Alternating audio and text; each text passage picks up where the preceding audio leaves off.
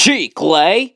Hey guys, welcome to Chicle Chat. It's your boy Chicle, and we are back at it again with another Broadway review video. And in today's video, we're going to be doing a Broadway review video on Jagged Little Pill. Now, before we get started with today's video, hit the like button, the subscribe button, and that bell. And if you got the chance to see this in previews, let me know down in the comments below what you thought about Jagged Little Pill. I got some fantastic things to say about this musical.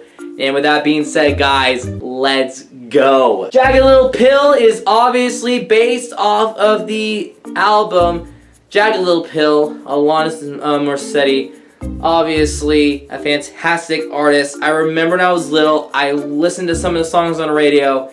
I never knew the lyrics that well because I was young, obviously, but I remember how catchy the tunes were. And then, re-listening to it again, I understood the message a little bit. And I kind of understood what the story was going to be about, and I went in, and man, was I on a journey. Now, Jagged Little Pill is a rock musical, and it takes place in a hometown of Greenport, where the Healy family is a family that tries to be perfect. This mother, Mary Jane, has a husband named Nick who works a lot, has a son who is accepted to Harvard because he's really good at school and sports, and she has an adopted African-American daughter named Frankie. We're gonna talk more about her later, but is a character that questions about, like the fact like she's with her adopted family and drama occurs and stuff. There's a lot of family issues. It involves, there's some rape, there's LGBTQ community themed stuff happening, there's like drug abuse. There's a lot of things that they covered in this musical. Like,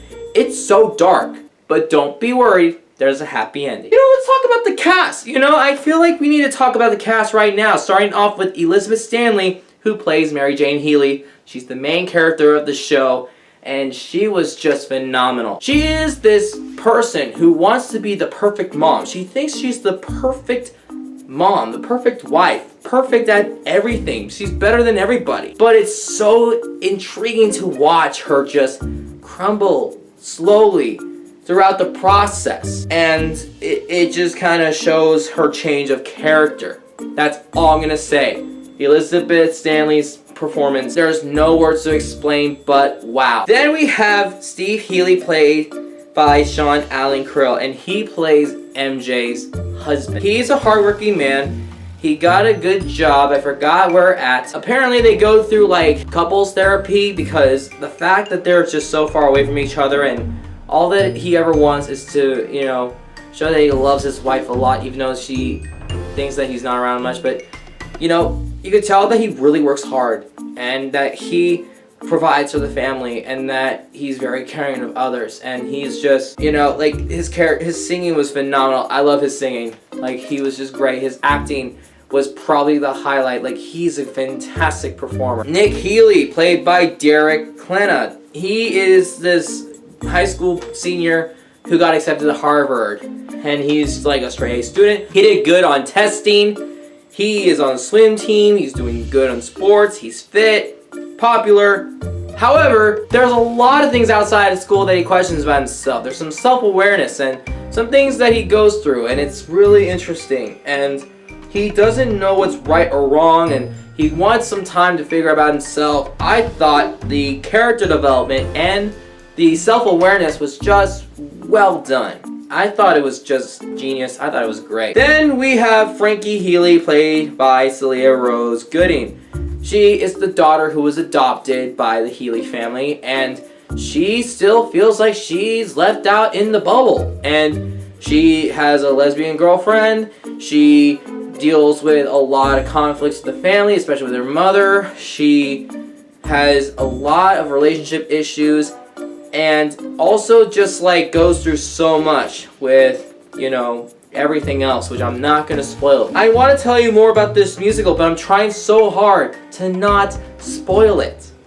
But she's just so phenomenal. Jo, played by Lauren Patton. She is a friend / girlfriend of Frankie's. She was one of my favorite actresses in the show. Let's just say that if you get a standing ovation for You Oughta Know, that just says a lot. If she doesn't get nominated for Best Featured Actress in a Musical, I'm gonna jump right out of the window, because that was one of the greatest things I've ever seen. That was just so fire. That was fire. That's the one word I can describe it. Then we have Bella, played by Catherine Gallagher. She's one of the girls at the school that Nick and Frankie go to. In the beginning, she's just one of those like girls.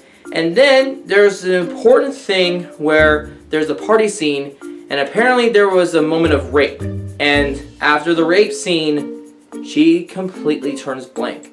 And throughout the story, she became one of the most important characters and has this relationship with MJ in a way, which I'm not going to spoil, but it was very, very important. And then last but not least, we got Antonio Cipriano as Phoenix. I met this guy before he made his Broadway debut in Jagged Little Pill. He came to IMT last year as a student temporarily because he was doing the show, and when he had a little bit of time, he would come on over and he would, we were in the same acting class. So it was really cool to meet somebody and befriend somebody, and now they're on Broadway. I just want to say, and I said this to Antonio, that, first of all, dude, congratulations.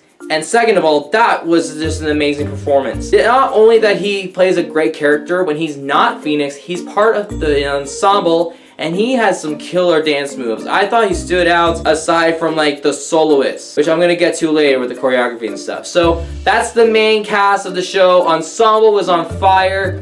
The singing and the dancing was good. I want to just make some recognitions that the director was Diane Paulus, choreographer was City, and the book is by Diablo Cody, and music and lyrics were obviously by Alanis. And then of course Glenn Ballard. I guess he gets some credit for the music, but it's mostly Alanis, so yeah. But no, it was a great team. I thought that was a really good, solid team for this production. Really good job. I loved it so much. The one thing that really appealed to me the most about this musical is how the album lyrics matches with the book, story-wise, smoothly, and it was great. Obviously, there's a lot of things I cannot relate to me personally, but if you are a fan of Next to Normal, Dear Evan Hansen, the Jagged Little Pill album by Alanis herself, or if you're interested in rock and roll music, or if you guys know anybody that made a Broadway debut, this is the musical for you. I feel like they're gonna get a few Tonys nominations, one for Best Score and another one specifically for Lauren Patton for Best Featured Actress. If you guys wanted to see Jagged Little Pill, the opening is going to be December 5th, and you can get generous tickets for $40. Same with lottery. Note to self that there will be a chance that they might increase the price when opening happens. So you could definitely get a chance to see it on Thanksgiving week if you guys are planning to see it in New York. That's all the time that I have. Make sure you guys check out the next video the following week, and I'll see you guys next time. Peace out.